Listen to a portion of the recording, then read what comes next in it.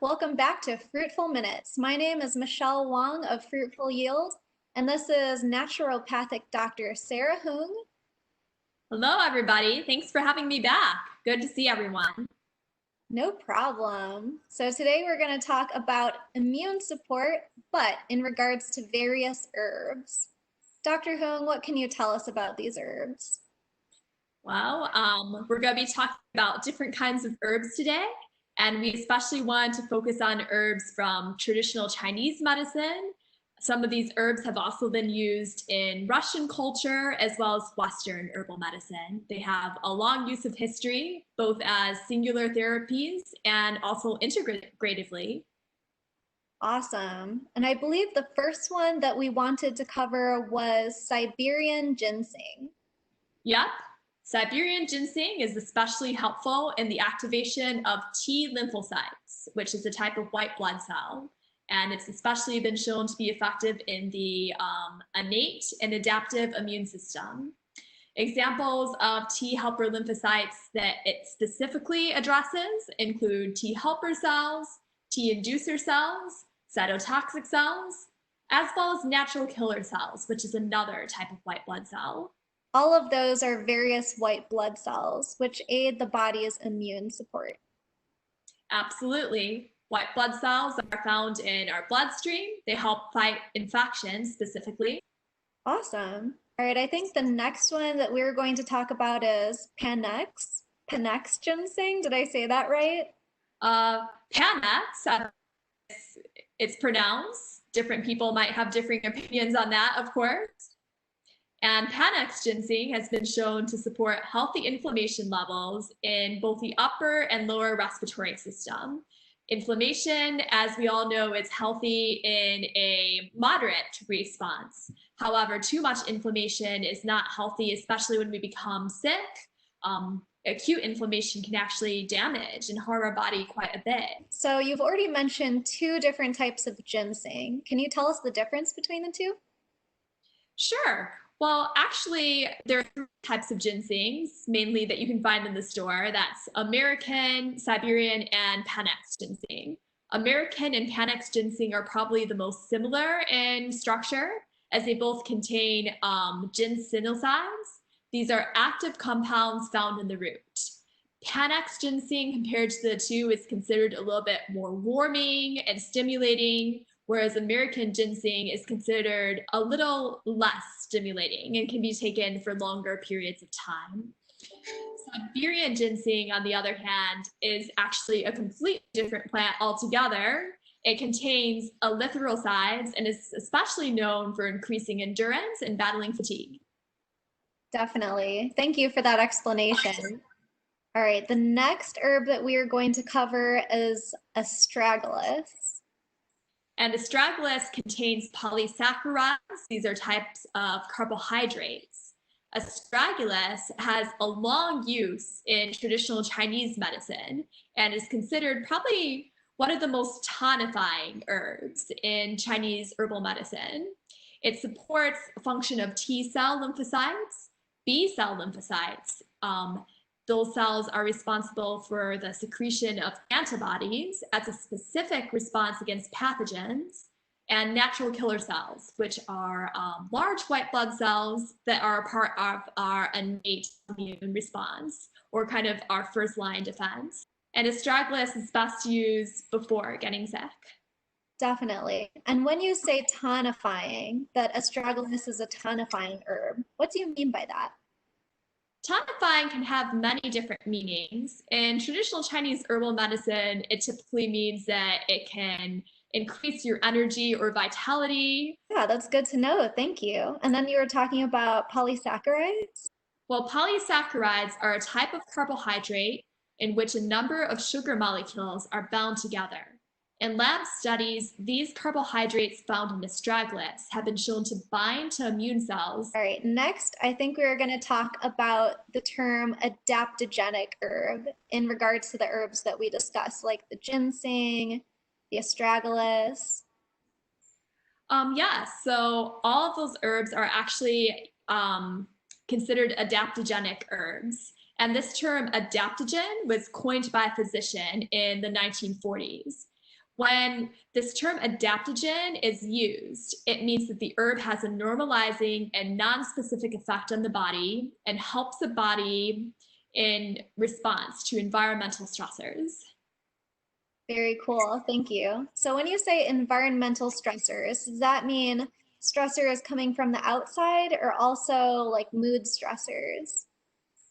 Well, it can mean both, actually. In Russia, especially, Siberian ginseng was studied in regard to increasing physical resistance to becoming ill, as well as environmental exposures.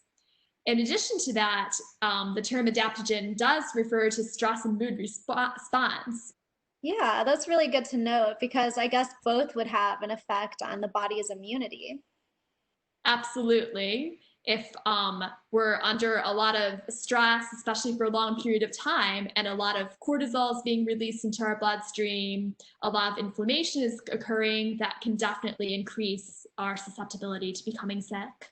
Yeah. All right, next, I think we're going to talk about not the candy, but the herb, licorice root. Yep, so definitely not the candy. From what I understand, even though the candy is very delicious, we can't really find any of the actual root in the candy.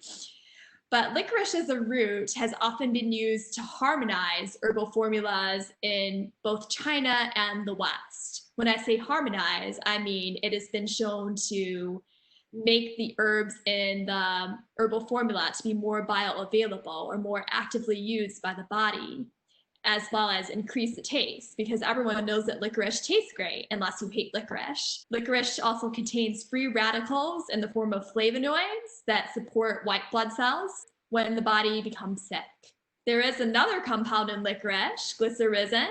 It's important to note that DGL, or a type of licorice in which the glycyrrhizin has actually been removed, will not have the same effect. I think you also had a study about that too, right? I did. And the name of the study is called The Antiviral and Antimicrobial Activities of Licorice, a widely used Chinese herb. It was published in 2015. And if you're interested in hearing more, I highly recommend that you check it out on PubMed to get some more information regarding that. All right, thanks. So is there anything else that you wanted to talk about in regards to licorice? I don't believe so. Oh, well, it's typically not recommended by herbalists for those who have hypertension, especially when used in therapeutic dosages, such as for the immune system. And so always talking to your doctor is very important, and just making sure there's not contraindications before starting any new herbal therapy. Definitely. And then I know pharmacists can also be really helpful when looking for contraindications. So it's good to see if things are really right for you. Absolutely. I will also say that naturopathic doctors, as well as functional medicine practitioners, also have quite a bit of training in regards to herb and drug interactions. Oh, of course. I love my naturopathic doctor. Next, we have two Western herbs. So herbs that are a little bit more familiar to us over here in America, us Westerners.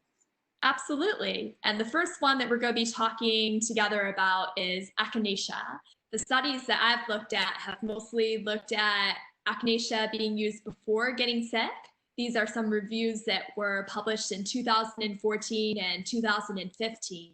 There's quite a bit of differing opinions with different herbalists regarding the usage of Echinacea. Some herbalists will say it's best not to use long term.